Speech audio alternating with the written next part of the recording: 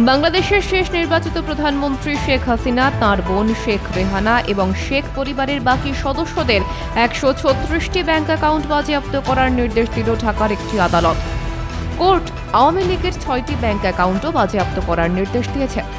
মোহাম্মদ ইউনূস সরকারের নির্দেশে বাংলাদেশ দুর্নীতি দমন কমিশন আদালতে ব্যাংক অ্যাকাউন্ট এবং অস্থাবর সম্পদ বাজেয়াপ্ত করার আর্জি জানিয়েছিল।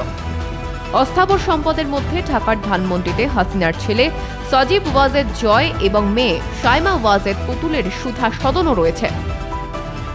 তালিকায় রেহানার মেয়ে টিউলিপ সিদ্দিক এবং ছেলে রাদওয়ান মুজিব সিদ্দিকের নাম রয়েছে। তাঁদের নামে থাকা ঢাকার গুলশানে থাকা অ্যাপার্টমেন্ট এবং গাজীপুরের বাগানবাড়িও বাজেয়াপ্ত করেছে। ক্ষমতাচ্যুত হওয়ার পর এই প্রথম হাসিনার সম্পদ ও ব্যাংক অ্যাকাউন্ট বাজেয়াপ্ত করা হলো। ১২৪টি অ্যাকাউন্ট ফ্রিজের জন্য আবেদন করা হয়েছিল। আমরা কিছুক্ষণ আগে জেনেছি এই ১২৪টি অ্যাকাউন্টে যে অর্থে রয়েছে সেটা বিজ্ঞ আদালত থেকে সে বিষয়ে অবরুদ্ধকরণের আদেশ প্রদান করা হয়েছে। আওয়ামী লীগ সূত্রের খবর, দলের বাজেয়াপ্ত অ্যাকাউন্টগুলিতে কি পরিমাণ অর্থ গচ্ছিত আছে তারা জানেন না। গত বছর ৫ই আগস্টের পর ওই সব অ্যাকাউন্ট থেকে কোনো লেনদেন করা হয়নি। বাংলাদেশ দুর্নীতি দমন কমিশনের অভিযোগ, সরকারিভাবে শেখ হাসিনা ও রেহানার নামে বাড়ি বা গাড়ি নেই, কিন্তু তাদের দাবি বেনামে বিপুল সম্পদের মালিক দুই বোন। সোমবারই দুর্নীতি দমন কমিশন ঢাকার নতুন আবাসন এলাকায় ফ্ল্যাট বিলিতে অনিয়মে যুক্ত থাকায় হাসিনা ও রেহানার বিরুদ্ধে চার্জশিট পেশ করে। ইউনূস সরকার তাতে অনুমোদন দিয়েছে। ধারণা করা হচ্ছে ইউনূসের ব্যক্তিগত অঙ্গুলি হেলনেই এই তদন্তগুলি হচ্ছে।